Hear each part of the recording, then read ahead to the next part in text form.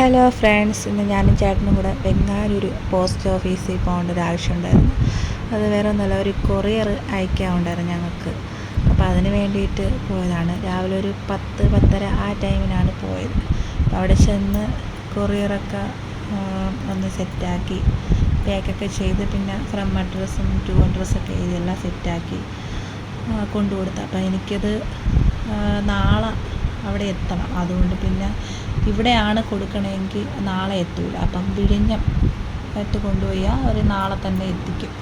അങ്ങനെ ഞങ്ങൾ വീണ്ടും അവിടെ നിന്ന് വിഴിഞ്ഞം പോസ്റ്റ് ഓഫീസിൽ പോയി. അവിടെ പോയിട്ടാണ് കൊറിയർ അയച്ചത്. അവിടെ ചെന്ന് നാളെ അല്ലെങ്കിൽ വൈകിട്ടിനകത്ത് വെച്ച് എത്തും.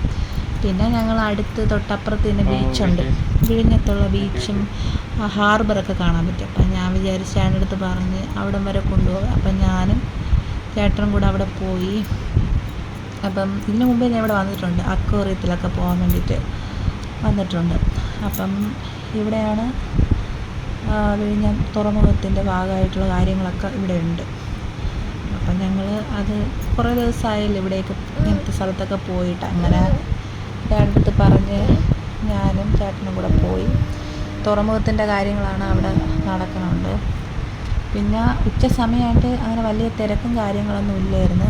ഈവനിങ് സമയമാകുമ്പോൾ ആരെങ്കിലുമൊക്കെ ഒരുപാട് പേര് കാണും. ഇവിടെയൊക്കെ ഈ ഏരിയയിലൊക്കെ ഒരുപാട് പേര് കാണാനൊക്കെ വരും. പിന്നെ ഞങ്ങൾ അവിടെ നിന്ന് കുറേ വീഡിയോയും കാര്യങ്ങളൊക്കെ എടുത്ത്.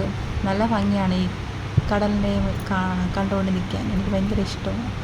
പിന്നെ അവിടെ അടുത്തൊരു മുസ്ലിം പള്ളിയൊക്കെ ഉണ്ട്. പിന്നെ ഞങ്ങൾ തിരിച്ച് വീട്ടിലോട്ട് പോയി. വേറെ കാര്യങ്ങളൊന്നും ഇല്ലായിരുന്നു. നമുക്ക് തിരിച്ച് വീട്ടിലോട്ട് പോകേണ്ട വഴിയാണിത്. ആദ്യം നമ്മൾ വേറെ റൂട്ട് വഴി പോയിട്ട് പിന്നെ അവിടെ പോകാൻ പറ്റാത്തതുകൊണ്ട് നമ്മൾ തിരിച്ച് വേറെ റൂട്ട് വഴിയാണ് പോയത്. അങ്ങനെ പിന്നെ ഇതാണ് നമ്മുടെ ആ കടലിലോട്ടുള്ള വഴി. അപ്പോൾ അവിടെ കാണാൻ പറ്റും, ലൈറ്റ് ഹൗസൊക്കെ കാണാൻ പറ്റും. നല്ല ഭംഗിയാണ്, നല്ലൊരു വ്യൂവും കാര്യങ്ങളൊക്കെയാണ്. പിന്നെ കോവളത്തുള്ള ലൈറ്റ് ഹൗസൊക്കെ കാണാൻ പറ്റും. അങ്ങനെ അതൊക്കെ കണ്ടിട്ട് നമ്മൾ തിരിച്ച് എൻ്റെ വീട്ടിലോട്ട് പോയി. അങ്ങനെ പോണ വഴിക്ക് ഞങ്ങൾ കാറ്റാടി മരത്തെ കണ്ട്. ഇതിൻ്റെ ഒരു പഴമുണ്ട്, നല്ല ടേസ്റ്റാണ്. അപ്പം കഴിക്കാത്തവരൊന്ന് കഴിച്ചു നോക്കണം, വല്ലാത്തൊരു ടേസ്റ്റാണ്. നല്ല പഴുത്തതാകുമ്പോൾ നല്ല മധുരമായിരിക്കും. അപ്പം ഞങ്ങളത് കണ്ടപ്പം പിന്നെ അവിടെ നിർത്തി അതൊക്കെ അടുത്ത് കഴിച്ചു. കുറേ വീട്ടിലും കൊണ്ടുപോയി. നിങ്ങളുടെ നാട്ടിൽ ഇതിനെന്തോന്നാണ് പറയുന്നത്? കാറ്റാടി എന്നൊക്കെയാണ് പറയുന്നത്. ഇവിടെ നിൽക്കുമ്പോൾ നല്ല തണുപ്പാണ്.